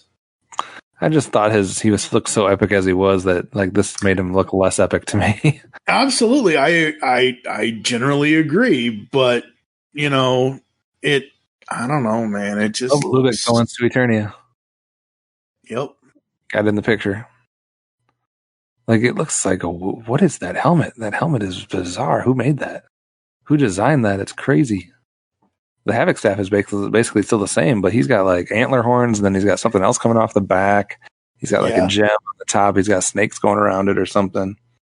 Well, it's to show that, he's got all this new power, and they have to do something. And again, this is 1987. Yeah. Oh, hey, look, half a pink Cadillac. And half a wall. Yeah. That's interesting though, because when stuff like that happens, you always wonder, like, why is it only the people that get transported? Yeah. This movie's like, well, we're going to transport everything. Except the other half of the car. It wasn't within the realm of the notes. Mm-hmm. And they needed something to be able to hide behind to shoot. True. Oh, He-Man's free, or at least part of him is. That was dumb. Yep. Skeletor's freaking out. I have to say, just a second ago, when He-Man did that back kick, that kind of looked like a Filmation move that Filmation He-Man would do. That was the one time I really felt that Dolph looked like I feel like that laser went right through Lubbock. Yeah. Oh, yeah. All of the lasers should have hit Lubbock. Not that I want them to, but the way they're firing, they all should hit him. But it looked like the one that they edited it wrong, and it looked like it actually did hit him and had no effect. Nothing shot that guy. He just flew backwards. Mm-hmm. He-Man's just throwing people left and right. This is more like the type of fighting He-Man should be doing versus shooting people. Beastman's and Evil Lyn are just dipping out.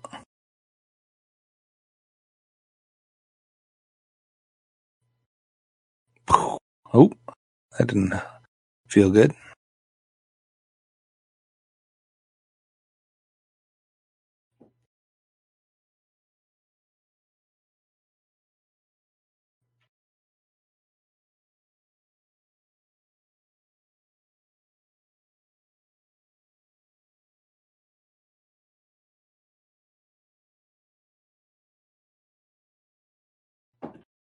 We still have most of what Skeletor is doing from afar. Yeah, there's no close-up. We do get a fight scene between them coming up, though. Yep, we do.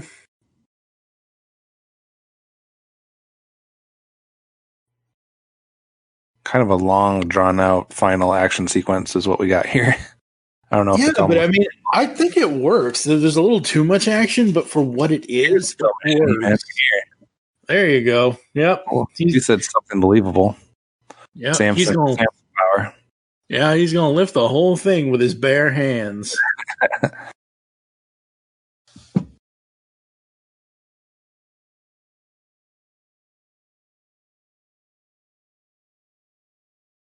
He-Man doing a Tarzan impersonation. Mm-hmm. Oh, here we go. Just so we're aware, so everybody's straight on this, when we have the actual battle sequence between He-Man and Skeletor here, it is not going to be Frank Langella. It is going to be Blade in that costume. Interesting. Yeah, he does not. Frank Langella did not do the action sequence, the one-on-one fight. He did not do it. Yeah. So Blade, being the fight choreographer and the stuntman and everything, has a second fight with He-Man, just in a different costume this time. That's kind of cool, though. I think that's interesting. Yeah. I've never watched it with that knowledge beforehand, so I'm sure they make sure that every face shot is Langella still, but... Right, yeah. If you're... Like, that probably was Langella. That was a slow swing, but... Yeah. Probably here it's Blade. Here it's Blade, yeah. Most definitely. Yeah, because you can't even see his face. No. I just now noticed the mask is down. The whole face is covered here. They darkened everything. They changed the lighting so you can't tell. Yep. But that's not Langella.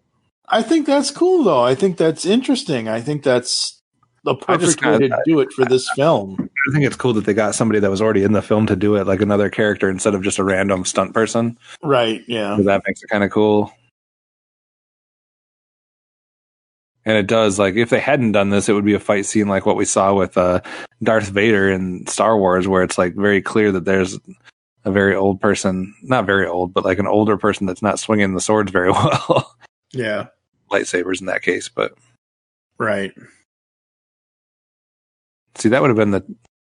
I don't know. I feel like we missed out on the moment where He-Man holds up the sword and becomes He-Man after Adam, like, in a moment like this. Well, I mean... He already did. He did it when he pulled it out of the thing. Yeah, that was the moment for this movie. Yeah. Almost loses the sword again. Oof.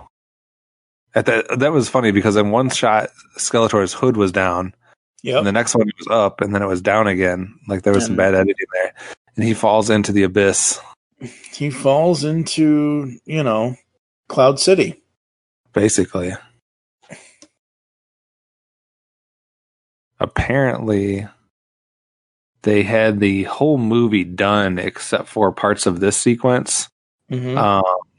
And the production got shut down because the company said that they had to be done. And it took them it basically took the Goddard 2 or 3 weeks or something, I want to say. Don't quote me on the time frame, to convince them to let them reassemble to shoot the last few shots of the movie or something like that. There's something to do with stuff they had to come back later and do because they had to wait to get reinstated. Wow. King Lubbock. Gets a woman out of it. Yep. Looks like a much younger woman. Oh, yeah. Sorceress also looks much younger than she did a few minutes ago. Yeah, she does. She doesn't look young, but she looks younger. Yeah, I didn't like the fact that they played her so old in this. Yeah. But I guess it somewhat makes sense, but... When you wish upon a globe. Oh, I just want one thing. I want my parents back. Beyond Eternia. No, nobody said that. Man at Arms without the helmet.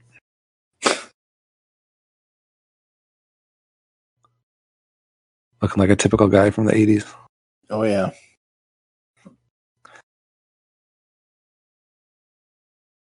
He-Man got his armor polished for this shot. Yeah. Very gold, very shiny. Why does Goldor have like gold bands tied in his hair? Because everybody's got gold on now. What the hell?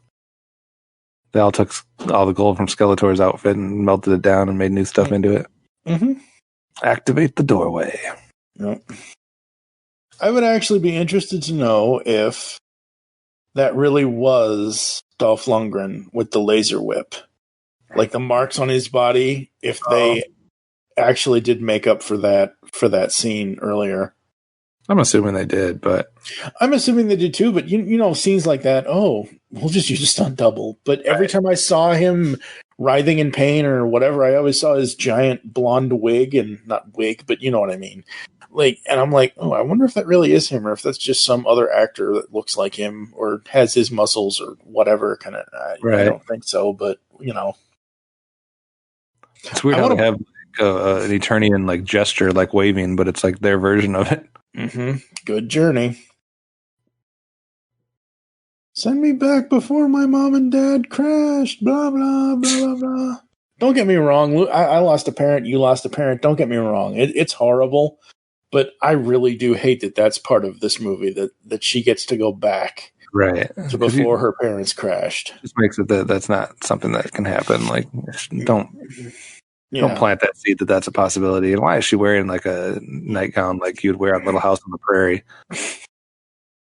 I think my mom actually had that nightgown. I'm not kidding. She's supposed to be playing what, like an 18-year-old? Yeah. Like no 18-year-olds walking around in that thing. Yeah, no. Especially not in the 80s. No. Oh, Lord. Yeah, this is cringeworthy. Yeah.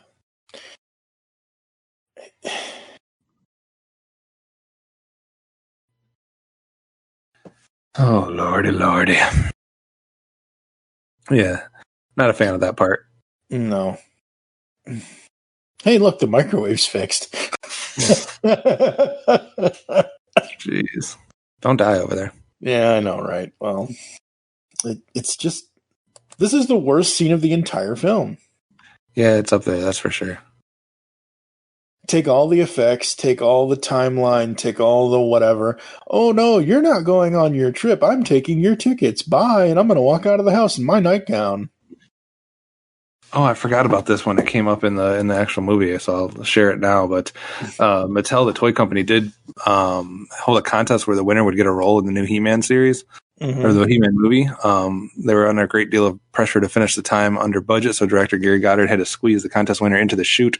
The winner, Richard Smonder, is Pig Boy, who hands Skeletor his staff when he returns from Earth.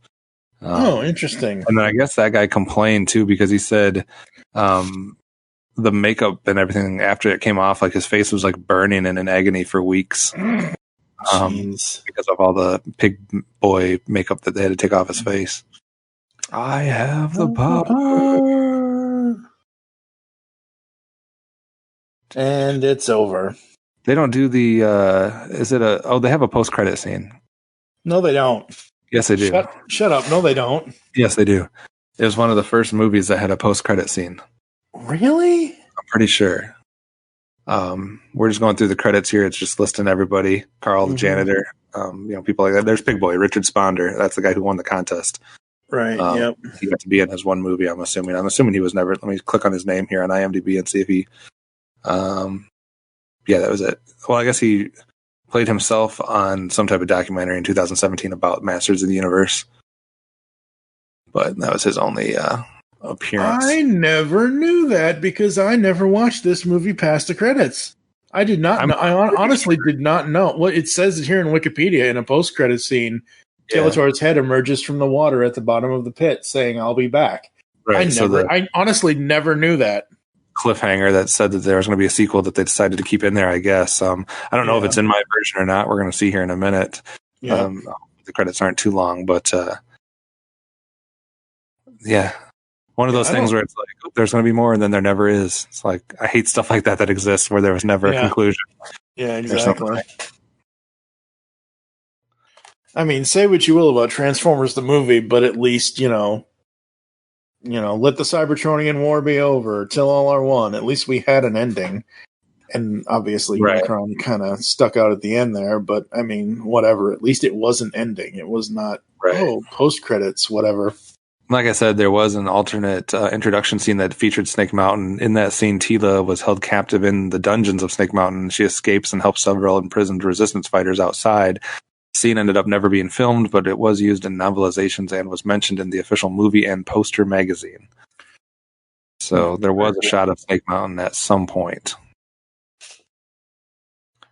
So the sequel was going to take place 10 years after this in storyline. Interesting. Yeah. And this film is said to take place in Earth in 1986 and 1987. No wonder they had a cheap chicken place in the movie.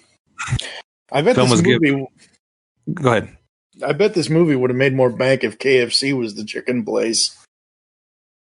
Yeah, the film got a PG rating in America, England, Australia, and New Zealand, mostly due to He-Man smashing and fighting Skeletor's troops. And probably all the guns and whatnot, I would assume. Yeah. Yeah, I do not have a post-credits scene. Oh no, I do. Yep. I see the water. I see his... Oh, that's the first time I've seen that ever. Yours is ahead of mine, so I haven't seen that part yet. So let me wait until I get to see it on mine, because I'm sure our credit versions are different. No, they're not. I just fast-forwarded mine. Sorry. Wait a minute. I'm like, I want to get to this already, damn it. Good Lord. We're in the credits, folks, so if you're listening to this still, thank you. Second of all, the movie's kind of over. Yeah, that's definitely true. I mean, I enjoyed it. I enjoyed watching it through again this time. I still probably will never watch it again after now that we've done... And the funny thing is, folks... We were supposed to do this podcast episode something like 2.5, 3 years ago. Right. Because originally, back when we were supposed to do this, Karen and I were living in Gurnee, Illinois, which is about 3 hours away from you. Yeah. And you were supposed to come to the house, and we were supposed to do this live and in person and actually get to meet each other. But oh no. That didn't happen. No. Oh, wait. Anyway. I can see the red water now. I can see the red water. And then Skeletor's head, which is very clean. And he says, I'll be back. Just like Arnold. It's creepy. It's great. I love how clean his head was because it was in the water. So, yeah, that's Masters of the Universe. It's not a great movie from any type of film standard, but and I think like fans of the franchise are split probably. There's some people that probably like it, and some people probably that think it's too far away from what they were hoping for. So, but I don't know. It's a cult classic. I like it for what it is. Right. It's okay. There are moments at the end of the movie in the final battle. Obviously, you get the He-Man scene with him pulling the sword out of the thing and having the I have the power thing. And then you have the thing at the end with him in front of Grayskull thing. I like the battle with Skeletor, even though it's a battle with Blade more, but right. I like that. I like the design on God. Like, as a kid, and even 10 years ago when we did this for Movie Week in Review, which again, as I said earlier, I will link in the show notes on the podcast episode post. I did not like God Skeletor back then, and I did not like God Skeletor back as a kid because I wanted the purple, I wanted the this, I wanted the that. But now I kind of dig it. I think it's kind of cool to show, what other color than gold are you going to take this character to? Right, that absolutely. Shows he has more power than what he already even had. So I dig it. It's all right. It works. If I'm rating this on the GCRN Universal Rating System, it's somewhere between a 2.5 and a 3 for me. Somewhere between 2.5 and 3. I'm not that hard on it, I guess. I give it a 5. What? No, I'm just kidding. I was acting like it on a 10-point scale. Come on now. I give it like if it was out of 5, I'm probably giving it a 2.5, maybe somewhere in there. It's fine. It's what it lacks from a technical standpoint. It wins me over from just a fun nostalgia, campy standpoint. So it's right in the middle. It's not great by any means, but I don't think it's the worst thing I've ever seen. It's better than most video game movies. True. So there's that. And just for those that may not know, and the GCRN Universal Rating System is linked in almost every episode post of all of our podcasts on the Geekcast Radio Network. But just in case people don't know, I've actually been doing this when we've been rating stuff lately. 2.5, below average. The cons slightly outweigh the pros, while the negatives aren't overbearing. They are far too plentiful to make it worthy of a recommend. There may be certain redeeming qualities that are worth your time. However, in the end, the product leaves you wanting more. That could not be more descriptive. So my rating's a 2.5. Your rating's a 2.5 because 3 is average. I wouldn't recommend this to someone to watch like this unless they're a human fan where you're doing it in a crappy movie night and you're just going to sit around and have fun and make fun of it. That could be fun, but it's not something that you can recommend realistically to people to watch. Yeah, no, not at all. Not at all. Nope. All right. We are going to take a quick break, and then we're going to come back and let you know what's coming up next here on the Powers of Grayskull series. Because the world needs another movie podcast. The Geekcast Radio Network presents for your listening pleasure the Cinema Geek. Hosted by Amanda, Kevin, Matt, and Dan. Each week we dive headfirst in the landscape of movies as we discuss movie news, play movie games, go in-depth on reviews, and even have a top 10 countdown or two. Also, don't miss our director retrospective series, where we review noted directors' movies film by film. Bottom line is, if you love movies and love podcasts, you need to experience the Cinema Geeks. You can find us on iTunes, Blog Talk Radio, or GeekCastRadio.com. By the power of Grayskull, I command the Jawbridge. Open!